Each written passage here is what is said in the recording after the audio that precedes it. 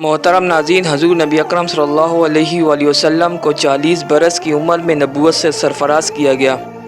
جب آپ صلی اللہ علیہ وآلہ وسلم پر نزول وحی کا زمانہ قریب آیا تو آپ صلی اللہ علیہ وآلہ وسلم کافی تنہائی پسند ہو گئے اور آپ صلی اللہ علیہ وآلہ وسلم غار حرا میں جا کر تنہا عبادت کرتے رہتے۔ آپ صلی اللہ علیہ وآلہ وسلم کی عبادت حضرت ابراہیم علیہ السلام کے مذہبی طریقوں کے مطابق تھی۔ آپ صلی اللہ علیہ وآلہ وسلم کی عبادت کے بارے میں قول یہ بھی ہے کہ آپ صلی اللہ علیہ وآلہ وسلم حق تعالیٰ کی طرف سے القاء کردہ طریقے پر عبادت کیا کرتے تھے۔ اس زمانے میں جو بھی آپ صلی اللہ علیہ وآلہ وسلم خواب میں دیکھتے تھے وہ صبح صادق کی طرح واضح ہوتا تھا۔ آپ صلی اللہ علیہ وآلہ وسلم کے یہی سچے خواب وحی الہی کا پیش خیمہ تھے۔ آپ صلی اللہ علیہ وآلہ وسلم کے ان خوابوں کی مدت 6 ماہ رہی۔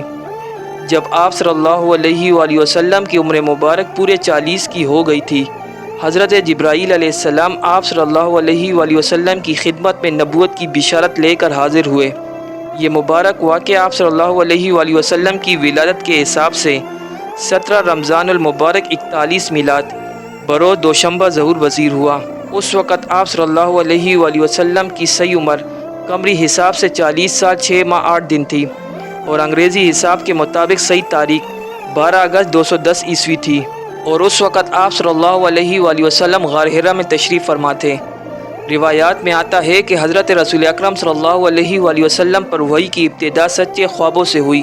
اس کی کیفیت یہ تھی کہ آپ صلی اللہ علیہ وآلہ وسلم جب بھی سوتے تھے تو کوئی خواب دیکھتے تو صبح کی روشنی کی طرح واضح اور صحیح ثابت ہوتا۔ پھر آپ صلی اللہ علیہ وآلہ وسلم خلوت پسند رہنے لگے، چنانچہ آپ صلی اللہ علیہ وآلہ وسلم اکثر غار حرا میں گوشہ نشین رہتے اور اپنے متعلقین کے پاس جانے سے پہلے کئی رات وہاں عبادت کرتے رہتے تھے، اور غار حرا تشریف لے جاتے ہوئے وہاں مدت خلوت نشینی کے لیے توشہ خوردنوش کا سامان بھی ساتھ لے جاتے تھے، یہاں تک کہ آپ صلی اللہ علیہ وآلہ وسلم کے پاس غار حرا میں پہلی وحی نازل ہوئی تو وہاں حضرت جبرائیل علیہ السلام حاضر خدمت ہوئے اور عرض کیا کہ پڑھیے۔ آپ صلی اللہ علیہ وآلہ وسلم نے فرمایا کہ مجھے پڑھنا نہیں آتا۔ آپ صلی اللہ علیہ وآلہ وسلم نے فرمایا کہ پھر مجھے فرشتے نے سینے سے لگا کر خوب زور سے بھینچا، جس سے مجھے سخت تکلیف پہنچی، پھر مجھے چھوڑ دیا اور کہا کہ پڑھیے۔ میں نے جواب دیا کہ مجھے پڑھنا نہیں آتا۔ اس پر انہوں نے مجھے پھر پہلے کی طرح خوب بھینچا، یہاں تک کہ میرا بدن دکھنے لگا، پھر مجھے چھوڑ دیا اور کہا کہ پڑھیے۔ میں نے کہا کہ مجھے پڑھنا نہیں آتا۔ تب فرشتے نے مجھے تیسری بار بھینچا، جس سے میرا جسم دکھنے لگا، پھر مجھے چھوڑ دیا اور کہا کہ پڑھیے اقرأ بسم ربک الذی خلق۔ پھر رسول اکرم صلی اللہ علیہ وآلہ وسلم نے ان آیات کو پڑھ دیا۔ تب آپ صلی اللہ علیہ وآلہ وسلم کا دل دھڑ دھڑ کر رہا تھا۔ اس کے بعد آپ صلی اللہ علیہ وآلہ وسلم ام المومنین حضرت خدیجہ بن خویلد رضی اللہ تعالی عنہ کے پاس پہنچے اور فرمایا کہ مجھے چادر اوڑھ دو، مجھے چادر اوڑھ دو۔ چنانچہ آپ صلی اللہ علیہ وآلہ وسلم کو چادر اوڑھا دی گئی، حتیٰ کہ کچھ دیر کے بعد آپ صلی اللہ علیہ وآلہ وسلم سے خوف کی کیفیت دور ہو گئی۔ تب آپ صلی اللہ علیہ وآلہ وسلم نے پورا واقعہ کیس سنایا اور فرمایا کہ اس واقعے سے مجھے اپنی جان کی ہلاکت کا خطرہ ہو گیا تھا۔ یہ سن کر حضرت خدیجہ رضی اللہ تعالی عنہا نے فرمایا کہ ایسا ہرگز نہ ہوگا، خدا کی قسم خدا آپ صلی اللہ علیہ وآلہ وسلم کو ہرگز رسوا نہ کرے گا، کیونکہ آپ صلی اللہ علیہ وآلہ وسلم صلہ رحمی فرماتے ہیں، یتیموں بے کسوں کی خبرگیری کرتے ہیں، حاجت مندوں کی حاجت روائی فرماتے ہیں، مہمان کی خاطر تواضع فرماتے ہیں اور مصائب میں لوگوں کی مدد فرماتے ہیں۔ پھر حضرت خدیجہ رضی اللہ تعالی عنہ آپ صلی اللہ علیہ وآلہ وسلم کو اپنے چچا زاد بھائی ورقہ بن نوفل بن اسد بن عبد العزیٰ کے پاس لے گئی، جنہوں نے زمانۂ جاہلیت میں نصرانی مذہب قبول کیا تھا اور وہ عبرانی زبان کی کتب لکھنے پر قادر تھے اور انجیل کا کافی حصہ عبرانی زبان میں لکھ چکے تھے، اور اس وقت بہت بوڑھے اور نابینا بھی ہو چکے تھے۔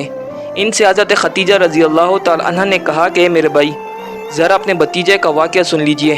چنانچہ ورقہ بن نوفل نے آپ صلی اللہ علیہ وآلہ وسلم سے مخاطب ہو کر کہا کہ آپ صلی اللہ علیہ وآلہ وسلم نے کیا دیکھا؟ پس آپ صلی اللہ علیہ وآلہ وسلم نے جو کچھ دیکھا تھا وہ ان سے بیان کر دیا۔ یہ سن کر ورقہ بن نوفل نے کہا کہ یہ وہی فرشتہ ہے جسے خدا نے اس سے قبل حضرت موسیٰ علیہ السلام کے پاس بھیجا تھا۔ کاش کہ میں آپ صلی اللہ علیہ وآلہ وسلم کی نبوت کے وقت نوجوان ہوتا، کاش کہ اس وقت جب آپ صلی اللہ علیہ وآلہ وسلم کی قوم آپ صلی اللہ علیہ وآلہ وسلم کو وطن سے نکال دے گی میں زندہ رہتا۔ آپ صلی اللہ علیہ وآلہ وسلم نے سوال کیا کہ کیا میری قوم والے مجھے مکہ سے نکال دیں گے؟ ورقہ بن نوفل نے کہا کہ ہاں، آج تک کوئی ایسا شخص نہیں ہوا آپ صلی اللہ علیہ وآلہ وسلم کی طرح نبوت لے کر آیا ہو اور اس کی مخالفت نہ کی گئی ہو۔ اگر میں نے وہ زمانہ پایا تو میں آپ صلی اللہ علیہ وآلہ وسلم کی زبردست مدد کروں گا۔ پھر زیادہ دن نہیں گزرے تھے کہ وہ وفات پا گئے۔ آپ صلی اللہ علیہ وآلہ وسلم پر غار حرا میں سب سے پہلے سورہ علق نازل ہوئی۔ حضرت ابو موسیٰ اشعری رضی اللہ تعالی عنہ اور حضرت ابن عمر رضی اللہ تعالی عنہ سے بھی یہی منقول ہے، اور تمام جمہور امت کا بھی اسی پر اتفاق ہے۔ ناظرین، عرب مورخین اور سوانح نگار کا اس پر اتفاق ہے کہ اہل کتاب یہود و نصارہ اس زمانے میں ایک نبی کی آمد کے منتظر تھے، اور وہ اس کے اوصاف و کمال کو خوب جانتے تھے۔ اس زمانے کے قریبی و مسلسل خبروں سے ثابت ہو گیا تھا کہ شکی اور ستی نامی دو کاہن، غیب کی خبریں بتانے والے، آپ صلی اللہ علیہ وآلہ وسلم کے ظہور کی اطلاع دیا کرتے تھے۔ حضرت حلیمہ سعدیہ رضی اللہ تعالی عنہ کا کہنا ہے کہ جب کبھی یہود کی کوئی جماعت حضرت حلیمہ سعدیہ رضی اللہ تعالی عنہ کے شہر سے گزرتی اور وہ حضور اکرم صلی اللہ علیہ وآلہ وسلم کو ان کے سامنے پیش کر کے ان سے ان کے بارے میں واقعات بیان کرتی تو وہ آپ صلی اللہ علیہ وآلہ وسلم کے قتل کے در پہ ہو جاتے تھے، جس کی وجہ سے حضرت حلیمہ سعدیہ رضی اللہ تعالی عنہ ان کے پاس سے فرار ہو جاتی۔ مورخین کا اس پر اتفاق ہے کہ بحیرہ رائب نے آپ صلی اللہ علیہ وآلہ وسلم میں موجود نشانیوں کو دیکھ کر پہچان لیا تھا، اس لیے انہوں نے آپ صلی اللہ علیہ وآلہ وسلم کے چچا ابو طالب کو کہا تھا کہ اپنے بھتیجوں کو فوراً یہاں سے اپنے گھر واپس لے جاؤ اور یہود سے انہیں بچاتے رہو۔ خدا کی قسم اگر انہوں نے دیکھ لیا تو وہ بہت برائی سے پیش آئیں گے، کیونکہ ان کی بہت بڑی شان ہونے والی ہے۔ انہیں جلدی سے اپنے وطن واپس لے جاؤ۔ ناظرین، اہل عرب اہل کتاب اور کاہنوں سے سنا کرتے تھے کہ ملک عرب میں ایک نبی مبعوث ہوگا جس کا نام محمد ہوگا۔ بس جس طرح یہ خبر لوگوں تک پہنچتی گئی، انہوں نے نبوت کے لالچ میں اپنے نومولود بچوں کے نام محمد رکھنے شروع کر دیے۔ ناظرین، یہ اللہ تعالیٰ کے انسانیت پر احسان عظیم ہے کہ رسول اکرم صلی اللہ علیہ وآلہ وسلم کو کسی خاص خطے، قوم یا زبان والوں کا نبی بنا کر نہیں بھیجا، بلکہ آپ صلی اللہ علیہ وآلہ وسلم پوری انسانیت کے لیے پیغمبر رشد و ہدایت کے مقام عظمت و رفعت پر فائز کر کے مبعوث فرمائے گئے۔ نبی رحمت صلی اللہ علیہ وآلہ وسلم کی شفقت، محبت، ہمدردی، صبر و تحمل، برداشت، بردباری، حلیمی، بڑی خیرخواہانہ جد و جہد جو صعوبتیں و مشکلات کے درمیان رہی، ان کا نتیجہ یہ نکلا کہ وہ انسان جن کی تاریخ مورخین نے انتہائی بھیانک لکھی تھی، ان کی تاریخ نبی اکرم صلی اللہ علیہ وآلہ وسلم کی 23 سالہ مسلسل جد و جہد کے نتیجے میں انتہائی تابناک بن گئی۔ اسی امید کے ساتھ آج کی ویڈیو آپ کو ضرور پسند آئی ہوگی۔ ویڈیو پسند آنے کی صورت میں ویڈیو کو لائک کرنا مت بھولیے، اسے اپنے دوستوں کے ساتھ ضرور شیئر کیجیے۔ انشاءاللہ پھر ایک نئی اسلامی اور معلوماتی ویڈیو کے ساتھ آپ کی خدمت میں حاضر ہوں گے۔ تب تک کے لیے اجازت دیجیے، اللہ نگہبان۔